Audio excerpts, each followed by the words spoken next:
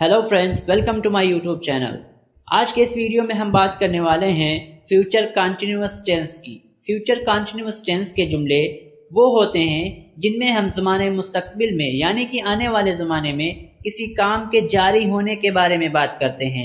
और इस तरीके के जुमलों को पहचानने का तरीका ये है कि उर्दू में इस तरीके के जुमलों में रहा होगा, रहे होंगे, रही होगी वगैरह के अल्फाज होते हैं। यानी कि ऐसे अल्फाज होते हैं कि जिनके ज़रिए से हमें ये मालूम हो कि मुस्तकबिल के ज़माने में यानी कि आने वाले ज़माने में कोई काम जारी होगा।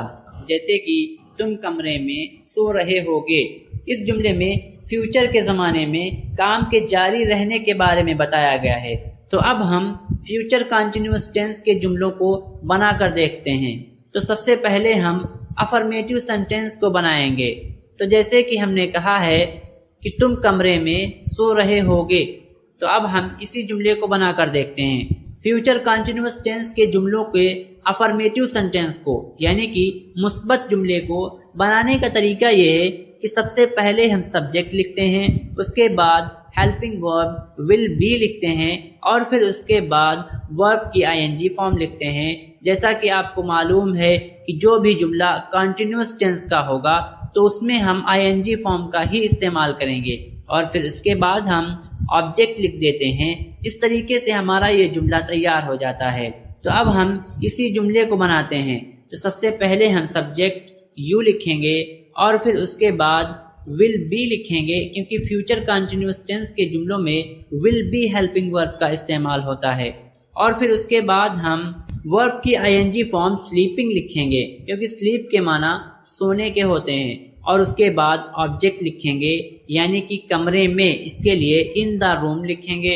इस तरीके से ये जुमला बनेगा you will be sleeping in the room, यानी कि तुम कमरे में सो रहे होगे। और इसी जुमले को अगर हम निगेटिव बनाएं यानी कि इसको मनफी बनाएं तो हमको पूरा जुमला इसी तरीके से लिखना है। सिर्फ विल के बाद और बी से पहले नॉट लिख देने से ये जुमला मनफी हो जाएगा। यानी कि विल और बी के बीच में नॉट लिख देने से ये जुमला मनफी हो जाएगा। जैसे कि अगर हम कहें तुम कमरे में सो नहीं रहे होगे, ये एक मनफी यानी कि निगेटिव जुमला है। तो इस जुमले को हम उसी तरीके से लिखेंगे, विल और बी के बीच में नॉट बढ़ा देंगे तो ये जुमला बनेगा you will not be sleeping in the room, यानी कि तुम कमरे में सो नहीं रहे होगे। और अगर इसी जुमले को हम इंट्रोगेटिव सेंटेंस यानी कि सवालिया जुमले के तौर पर बनाएं तो हमको सबसे पहले विल लिखना होगा और फिर उसके बाद सब्जेक्ट और फिर उसके बाद बी लिखेंगे और फिर उसके बाद वर्ब की आईएनजी फॉर्म और फिर उसके बाद ऑब्जेक्ट पार्ट को लिखेंगे। इस तरीके से इंट्रोगेटिव सेंटेंस तैयार हो जाएगा। तो अगर हम कहें कि क्या तुम कमरे में सो रहे होगे, ये एक सवालिया जुमला है। तो इस जुमले को बनाने में सबसे पहले हम विल लिखेंगे और फिर उसके बाद सब्जेक्ट यू लिखेंगे और फिर उसके बाद बी लिखेंगे और फिर उसके बाद वर्ब की आईएनजी फॉर्म लिखेंगे स्लीपिंग और फिर उसके बाद ऑब्जेक्ट इन द रूम लिखेंगे। इस तरीके से ये जुमला बनेगा will you B sleeping in the room, यानी कि क्या तुम कमरे में सो रहे होगे। और इसी जुमले को अगर हमको इंट्रोगेटिव निगेटिव बनाना हो यानी कि सवालिया मनफी जुमला बनाना हो तो हमको पूरा जुमला इसी तरीके से लिखना है। सिर्फ सब्जेक्ट के बाद नॉट बढ़ा देंगे तो ये जुमला निगेटिव बन जाएगा। जैसा कि आपने बहुत सारे टेंस के जुमलों में इसी तरीके से देखा है। तो अगर हम कहें कि क्या तुम कमरे में सो नहीं रहे होगे, ये एक सवालिया मनफी जुमला है। तो ये जुमला इस तरीके से बनेगा will you not be sleeping in the room, यानी कि क्या तुम कमरे में सो नहीं रहे होगे।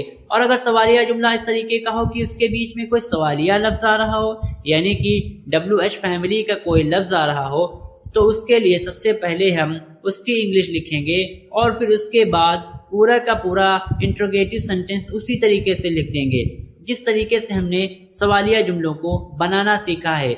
यानी कि अगर सेंटेंस इस तरीके से हो कि तुम कमरे में क्यों सो रहे होगे, इसमें क्यों ये सवालिया अल्फाज है, इसलिए हम सबसे पहले इसकी इंग्लिश लिखेंगे यानी कि व्हाई और फिर उसके बाद पूरा जुमला उसी तरीके से लिख देंगे।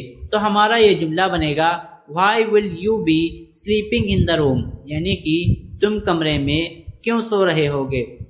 اس طریقے سے ہم نے فیوچر کنٹینیوس ٹینس کے جملوں کو بنانا سیکھ لیا ہے، اور اب ہم اس کی کچھ اور مثالوں کو دیکھتے ہیں، جیسے کہ میں کل پڑھ رہا ہوں گا، I will be studying tomorrow۔ اسی طریقے سے وہ لوگ اگلے ہفتے سفر کر رہے ہوں گے، they will be traveling next week۔ یہ دونوں افرمیٹیو کی مثالیں تھیں، اور نیگیٹو کی مثالیں جیسے کہ وہ آج رات دیر تک کام نہیں کر رہی ہوگی، she will not be working late tonight۔ اسی طریقے سے ہم سنیچر کو پارٹی میں شرکت نہیں کر رہے ہوں گے، we will not be attending the party on Saturday۔ اسی طریقے سے انٹروگیٹو کی مثالیں جیسے کہ کیا آپ کل میٹنگ میں آ رہے ہوں گے، will you be coming to the meeting tomorrow۔ اسی طریقے سے کیا وہ لوگ اپنے دورے کے دوران ہوٹل میں رہ رہے ہوں گے، will they be staying at the hotel during their visit۔ اور انٹروگیٹو نیگیٹو کی مثالیں جیسے کہ کیا وہ اگلے ہفتے میچ میں کھیل نہیں رہا ہوگا، won't he be playing in the match next week۔ اسی طریقے سے کیا وہ کل کانفرنس میں شرکت نہیں کر رہی ہوگی،